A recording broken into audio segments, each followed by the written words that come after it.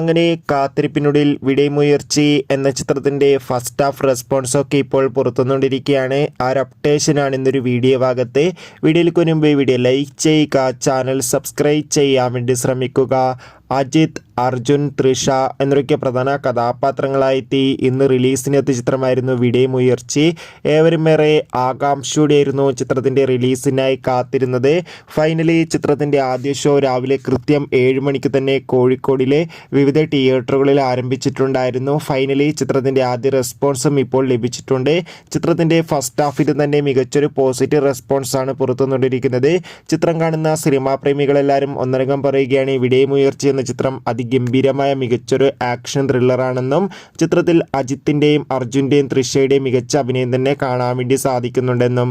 എന്തായാലും വിടയമുയർച്ചി എന്ന ചിത്രത്തിൻ്റെ കൂടുതൽ റെസ്പോൺസിനായി കാത്തിരിക്കാം. എത്ര പേരാണ് ചിത്രത്തിൻ്റെ റിലീസിനായി കാത്തിരിക്കുന്നത് കമൻറ്റ് ചെയ്യുക.